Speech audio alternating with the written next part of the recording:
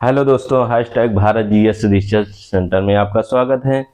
आज हम आपको पिट्स इंडिया एक्ट 1784 पढ़ाएंगे। सबसे पहले समझिए पिट्स इंडिया एक्ट है क्या। ये ब्रिटेन के प्रधानमंत्री विलियम पिट के नाम से इस एक्ट का नाम पिट्स इंडिया एक्ट पड़ा। ठीक है। Regulating act, act of settlement में जो कमियां थी उन्हीं कमियों को दूर करने के लिए इस एक्ट को लाया गया है। ठीक, तो सबसे पहले समझिए कि पिट्स इंडिया एक्ट है क्या। ठीक, इसमें लाने की ज़रूरत क्यों पड़ी, क्योंकि इसी एक्ट के कारण वारेन हेस्टिंग जो बंगाल के प्रथम गवर्नर जनरल थे उन्होंने इस्तीफा दे दिया इसी, और उन पर इंग्लैंड जब गए तो उन्हें पर महाभियोग चलाया गया है।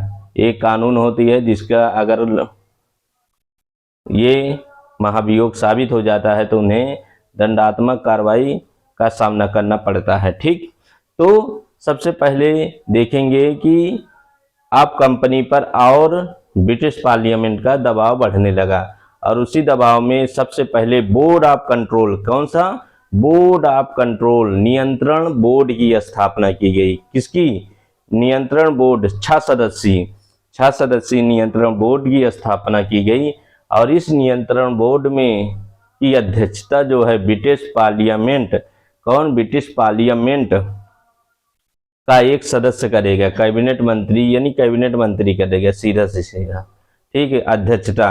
और सीओडी यानी कोर्ट ऑफ डायरेक्टर जितने भी नियुक्तियां करेगा ब्रिटिश क्राउन से पूछेगा कि भैया साहब हम ये नियुक्तियां करना चाह रहे हैं। ब्रिटिश क्राउन आदेश देगा कि कर लीजिए, चाहे अपने फूफा मौसा किसी की भी नियुक्ति कर दीजिए, मगर वापस जब बुलाने का काम हो तो वो ब्रिटिश क्राउन ही करेगा। ठीक है, ब्रिटिश क्राउन वापस बुला सकता है। नियुक्ति के पहले पूछ सकते हो कि ठीक है हम नियुक्ति करना चाह रहे हैं, नियुक्ति हो जाएगी किसी अधिकारी की, गवर्नर जनरल की, और उसके बाद वापस जब बुलाने का काम आएगा तो जिससे पूछकर नियुक्त किए हो उसी के द्वारा बुलाया भी जाएगा। ठीक, और तीसरा है बोर्ड ऑफ कंट्रोल। ठीक है, और कोर्ट ऑफ डायरेक्टर, इनका कार्यों का अलग अलग कर दिया, इनके कार्यों को अलग कर दिया गया है। बोर्ड ऑफ कंट्रोल जो है राजनीतिक मामले देखेगा। ठीक है, और कोर्ट ऑफ डायरेक्टर जो है वो व्यापारिक मामला, ईस्ट इंडिया कंपनी व्यापार करती थी, वो व्यापारिक मामला ही अपना देखेंगे। मगर राजनीतिक मामला जैसे किसी राज्य से संधि करना है, मित्रता बढ़ाना है, किसी प्रकार का युद्ध करना है, टैक्स लगाना है, ये सब कौन सा है? ये राजनीतिक मामला है, ये बोर्ड ऑफ कंट्रोल करेगा, जिसमें 6 सदस्य होते थे। और कोर्ट ऑफ डायरेक्टर में 24 सदस्य, जो व्यापारिक कंपनियों की जो उसमें शेयर धारक थे उनके प्रतिनिधि जो नियुक्त किए गए थे। ठीक, वो जो है 24 सदस्य होते थे उसमें, और वो है व्यापारिक मामला अपना जो व्यापार का था। ठीक है, वो अपना देखता रहेगा। ठीक, यहीं से दोहरा शासन शुरू हुआ, कंपनी का दोहरा शासन शुरू हुआ। राजनीतिक मामला, व्यापारिक मामला, दोनों मामले अलग हो गए, इसी से इसे दोहरा शासन कहा गया। ठीक है, अब बोर्ड ऑफ कंट्रोल की अनुमति के बिना, बोर्ड ऑफ कंट्रोल की अनुमति के बिना ब्रिटिश गवर्नर, ठीक है, गवर्नर जनरल ना तो भारतीय राजाओं से किसी प्रकार का संधि कर सकता है और ना संघर्ष कर सकता है, और ना ही किसी को सहायता देने का आश्वासन दे सकता है। यहाँ पर ठीक है, बोर्ड ऑफ कंट्रोल की अनुमति लेना आवश्यक ही आवश्यक है। बिना उसके गवर्नर जनरल ना तो भारतीय राजाओं से संघर्ष कर सकता है और ना ही किसी प्रकार का सहायता का आश्वासन दे सकता है। ठीक, भारत में प्रशासन गवर्नर जनरल तथा उसकी 4 सदस्यीय, ठीक है, अब 3 जो रेगुलेटिंग एक्ट में 4 सदस्य थे उनमें अब 3 सदस्यों वाली परिषद को दे दिया गया प्रशासन का। ठीक, और यहाँ पर गवर्नर जनरल को वोट, ठीक है, देने का अधिकार मिल गया। पहले था टाई हो जाता था, ठीक, यानी बराबर हो जाता था किसी मुद्दे पर मत, तब जो है गवर्नर जनरल वोट देता था। अब क्या है कि उसको मत देने का अधिकार मिल गया। और बंबई मद्रास में भी 3 सदस्य वाली परिषद का गठन किया गया। कहाँ? बंबई मद्रास में भी 3 सदस्य वाली परिषद का गठन किया गया। एक बार फिर से देखिए, 6 सदस्य वाले नियंत्रण बोर्ड की स्थापना की गई, जो बताएं उसी को लिखा गया है। अध्यक्ष ब्रिटिश कैबिनेट का एक सदस्य होता था, यानी कैबिनेट मंत्री होता था। ठीक। गवर्नर जनरल की नियुक्ति ब्रिटिश क्राउन से पूछेंगे कि साहब हम क्या है नियुक्ति करना चाहते हैं इतने लोगों की भारत में, ठीक है, और फिर भी नियुक्ति करेगा सीओडी कोर्ट ऑफ डायरेक्टर, मगर वापस बुलाने का अधिकार अपने पास क्राउन ही रखा है कि किसको वापस बुलाना है। ये कोर्ट ऑफ डायरेक्टर निर्णय नहीं लेगा, ये बोर्ड ऑफ कंट्रोल लेगा। बोर्ड ऑफ कंट्रोल में 6 सदस्य होते थे। राजनीतिक मामला और व्यापारिक मामला दोनों अलग कर दिए हैं, यहीं से दोहरा शासन कंपनी का शुरू हो गया। कोर्ट ऑफ डायरेक्टर में 24 सदस्य होते थे। ठीक।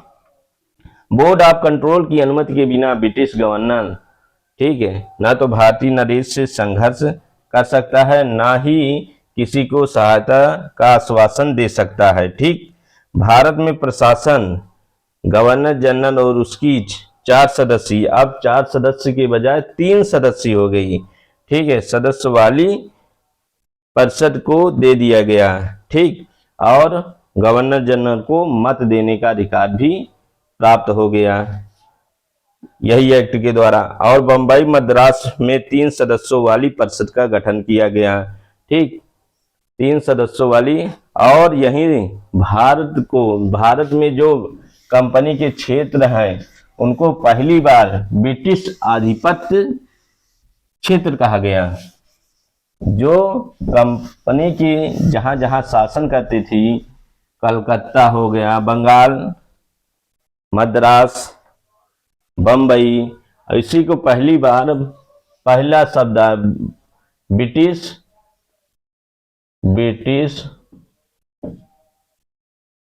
आधिपत्य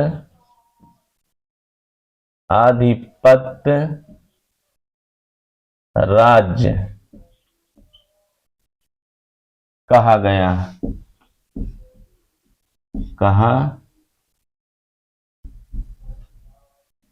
भारतीय राज्य जो कंपनी भारतीय राज्य जहां कंपनी का शासन कहा था, जहां कंपनी का शासन था। ठीक है। पहली बार ब्रिटिश आधिपत्य राज्य कहा जहां भारतीय राज्य जहां कंपनी का शासन था। भारत में वह क्षेत्र जहां कंपनी शासन करती थी पहली बार ब्रिटिश आधिपत्य राज्य कहा गया। ठीक। ब्रिटिश आधिपत्य राज्य कहा गया। पिट्स इंडिया एक्ट के बाद 1786 का एक्ट यानी अधिनियम। ठीक है। इसमें गवर्नर जनरल कॉर्नवालिस जब बना तो उसने मेन शर्त रखी थी कि हमें ये अधिकार मिलने चाहिए। ठीक है। सबसे पहले कहा कि मुझे मुख्य सेनापति का अधिकार मिलना चाहिए, मेरे अंदर वो होने चाहिए मुख्य सेनापति, ठीक है, का अधिकार जो है। तो कॉर्नवालिस को गवर्नर जनरल की पावर तो मिली ही थी और मुख्य सेनापति की शक्तियां भी लेना चाहता था और उसे इस एक्ट के द्वारा प्राप्त हो गई। ठीक है। और उसे गवर्नर जनरल के जो निर्णय हैं, जो गवर्नर जनरल की परिषद है, विशेष अवस्था में जो परिषद है उसके निर्णय, ठीक है, निर्णय को लागू करने के पहले रद्द कर सकता था और अपना निर्णय लागू वो कर सकता था। ठीक है। इस प्रकार जैसे वीटो, अपने यहाँ राष्ट्रपति को वीटो पावर मिली है कि किसी भी पार्लियामेंट द्वारा बनाए गए कानून पर वीटो कर सकते हैं। ठीक। तो इस एक्ट के द्वारा गवर्नर जनरल को विशेष अवस्था में अपनी परिषद के निर्णय को रद्द करने तथा अपना निर्णय लागू करने का अधिकार मिल गया है। ठीक। कॉर्नवालिस को ये अधिकार मिल गया, अर्थात वीटो पावर का अधिकार मिल गया। एक बार फिर से, governor general Cornwallis governor general तथा मुख्य सेनापति दोनों की शक्तियां लेना चाहता था, उसे इस एक्ट के द्वारा दे दिया गया। ठीक, इस एक्ट के द्वारा गवर्नर जनरल को विशेष अवस्था में अपनी परिषद के निर्णयों को रद्द करने तथा अपना निर्णय लागू करने का अधिकार मिल गया, अर्थात वीटो पावर गवर्नर जनरल को मिला। ठीक, एक बार फिर से, गवर्नर जनरल कॉर्नवालिस को गवर्नर जनरल की शक्ति और तथा मुख्य सेनापति, ठीक, सेना भी इनके अधीन रहेगी, वह लेना चाहता था और उसे इस एक्ट के द्वारा दे दिया गया। दूसरा है, इस एक्ट में गवर्नर जनरल को विशेष अवस्था में अपनी परिषद, जो उनकी परिषद होती थी, के निर्णयों को रद्द करने तथा अपने निर्णय लागू करने का अधिकार मिल गया, और इसी को वीटो पावर कहा जाता है। कि वीटो पावर, क्वेश्चन पूछा जाता है कि वीटो पावर गवर्नर जनरल को किस एक्ट के द्वारा मिल गया। वीटो पावर का अधिकार गवर्नर जनरल को मिला। ठीक है, इसी एक्ट के द्वारा। अब अगला वीडियो में देखिए भैया, एक्ट के जितने क्वेश्चन जितनी भी परीक्षाओं में पूछे गए हैं, उनका लास्ट में एक्ट पढ़ाने के बाद जितने भी क्वेश्चन हैं उनको हम हल करवाएंगे। आप ध्यानपूर्वक 1-2 बार वीडियो देखिए और उसके बाद जो भी डाउट है कमेंट बॉक्स में जरूर लिखिएगा। धन्यवाद।